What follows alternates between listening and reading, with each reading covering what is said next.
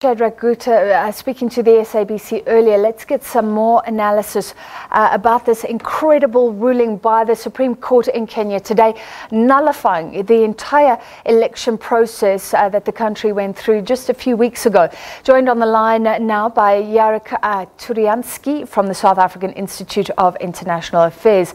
Good evening to you, Jarek. Observers basically said this was above board. They said they couldn't account for what was on the servers and things like that, but basically giving it the thumbs up. And a few weeks ago, I remember the opposition leader, Raila Odinga, it looked like sour grapes, like he was raising all these issues. Did anyone see this coming, that he has now been endorsed by the Supreme Court, his view that there was rigging, perhaps? Good evening, and thank you for having me on the show. Certainly, I agree with the sentiments that were expressed earlier on your show. It's a shock decision. It's a landmark decision as well.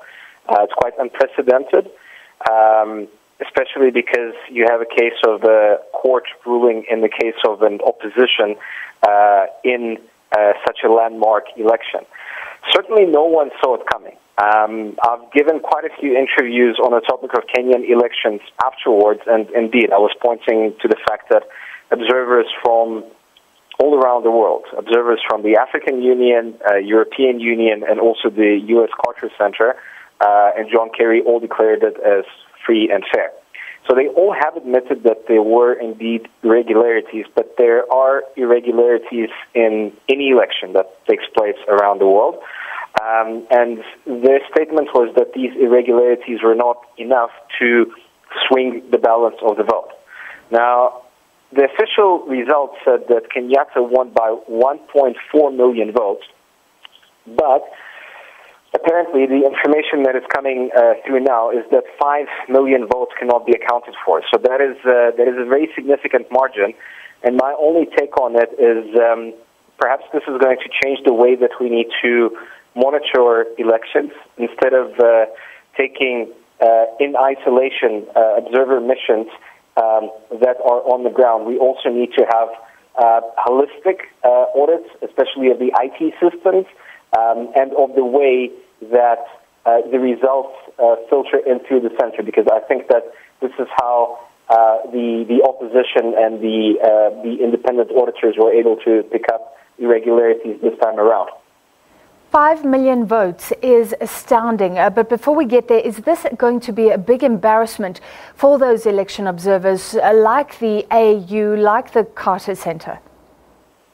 I think indeed it is. If you look at Twitter today, there's already a lot of memes about them being blind, them not seeing anything.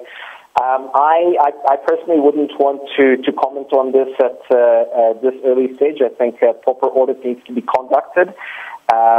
So we really need to find out what went on, but this refers to what I've been saying earlier, that perhaps on the ground everything was fine when they were observing it at the stations, but then the rigging and the irregularities took place when the results were being sent electronically, and apparently there was even instances of the system failing and results being sent via SMS. So what they started picking up is that many polling stations would show the exact same result between Odinga and Kenyatta of 11%, which was suspicious, and also the fact that in some stations you had 100% voter turnout, and then they all voted for Kenyatta. Obviously, we're moving into new election systems now. It's still very much paper and ballot, although Namibia has pioneered electronic voting. But the way that these results are collated is increasingly electronic. So I think that apart from having on the ground observer missions, we will also need to have perhaps electronic audits and electoral missions who will monitor the ICT part of the elections.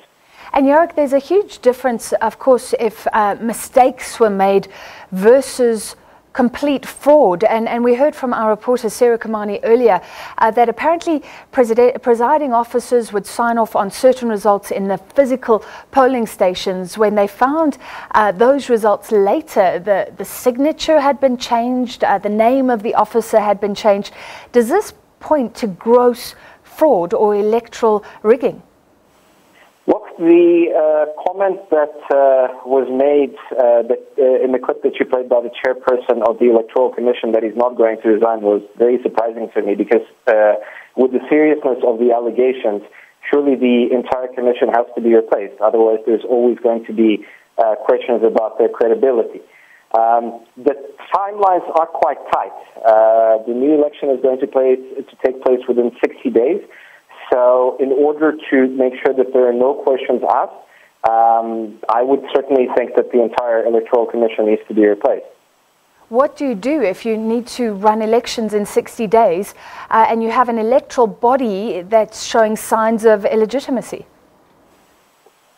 Indeed, if they refuse to resign, I'm sure that the monitoring is going to be much more hectic this time around.